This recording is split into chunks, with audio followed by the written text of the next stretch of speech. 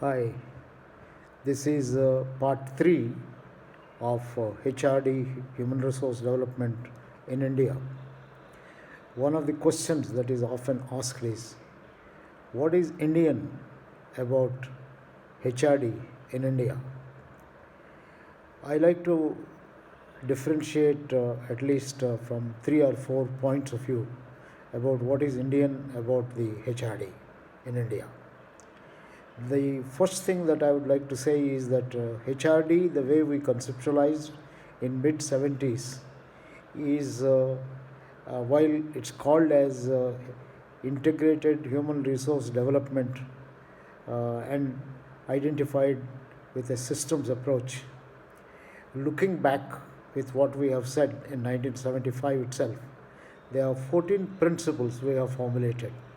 If you read the principles, it creates a new function and gives it a mandate, which is, in fact, I think, in many ways, one can proudly say, a larger than life picture of HRD. The 14 principles which are attributed to be the principles underlying the human resource function are wonderful principles.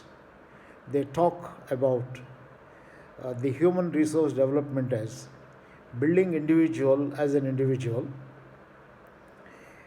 irrespective of the context. You build, identify your talent, potential, and try to realize your potential. So the corporations or NGOs, whatever setting you use, are platforms where they can be self-discovery. We have not said it in so many words, but we did say the focus of human resource development is build individual as an individual. Then we said build the capabilities of an individual in relation to the current role, the all that is required to perform the current role well. And we said also prepare the competencies of an individual to perform future roles. This is something which is unique. Then the third thing we have said was build the competencies of individual to manage and use productively the dyadic relationships. And we said this is the focus of HRD should be building dyadic relationships. That means every employee is happy to work with his boss, and every boss is happy to work with each one of his juniors, which means the dyadic relationship, the dyad as a unit needs to be identified. So you develop individual as an individual, individual in relation to the current role, individual to prepare for the future roles, and strengthen the dyadic relationships in the corporation. Now, dyads can extend from boss-subordinate relationships to everyone else. Then create competencies for good teamwork, collaboration, and other kind of things that we talked of. Then last one, develop individual develop all individuals so that there is an organization development. So organization development as a concept was included as a part of human resource development.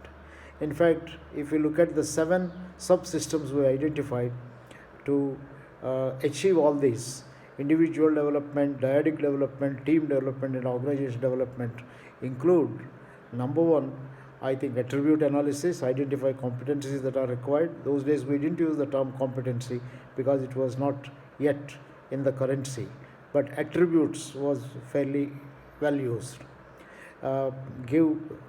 Use performance appraisal. In fact, I must say at that point of time itself, we said de-link performance appraisals with rewards.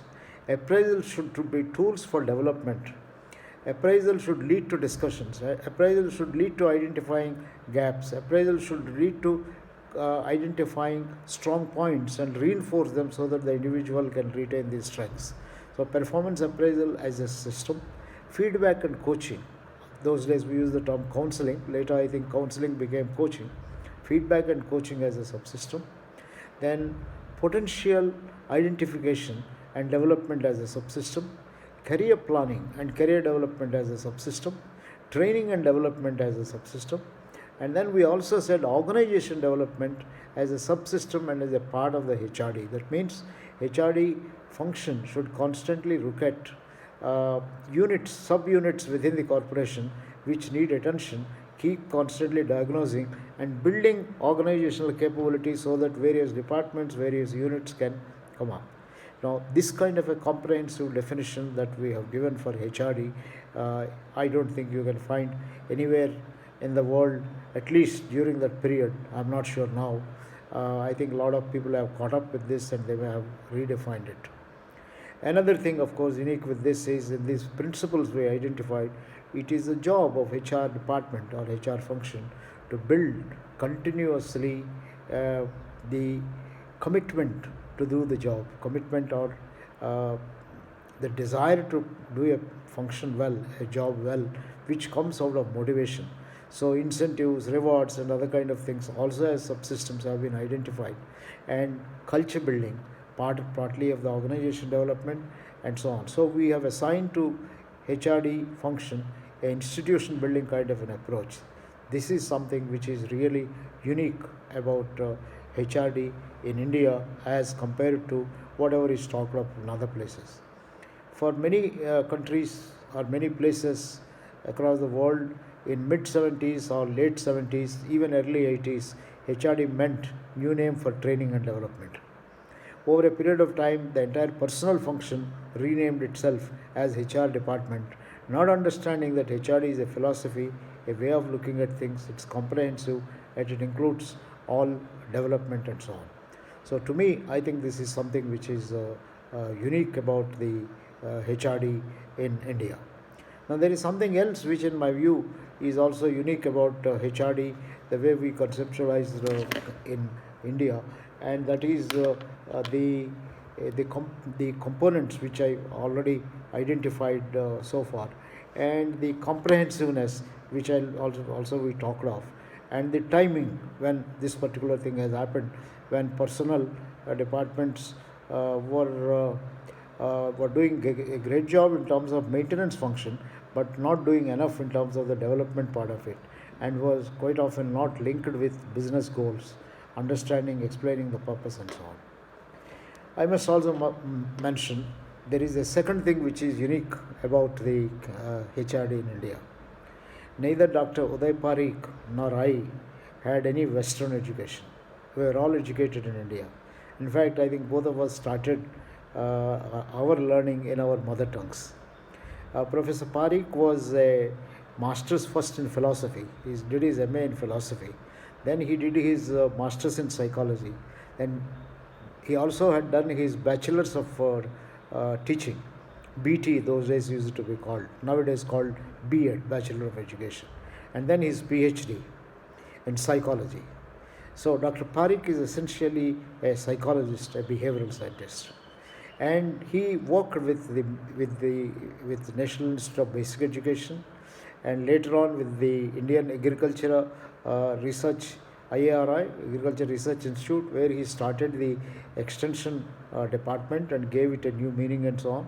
Then he joined the SIET Institute at Hyderabad, worked with small industries, worked with David McClelland, went to USA with NTL and started later an Indian Society for Applied Behavioral Science. So by the time mid 70s, I think Dr. Uday Parikh is very much an Indian, except that he taught for a couple of years at University of North Carolina in the population center. In India, he was with the National Institute of Health Administration and Education, where I happened to join him as his colleague. My own background is BSc in Mathematics, moved on to Bachelor's in Education at the Regional College of Education, Mysore, which changed my life because some of the teachers I had were the best teachers who just some of them returned from US and started exposing us to experiments in the classroom using how rats learn and things of that kind. Excellent teachers who, one of them in fact identified my potential to be a psychologist and directed me to do by psychology, and that changed my life. And I did my master's in psychology, topped in the university at the time. Then later I've done my PhD on the impact of medical colleges on medical students.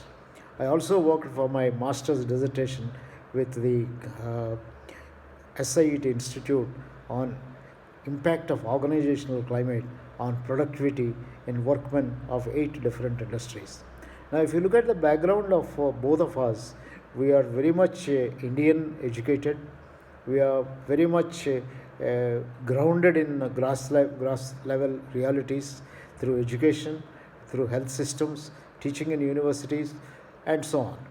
So, the two minds that worked behind the conceptualization are very much Indian kind of minds, and that is how you can see streaks of our background.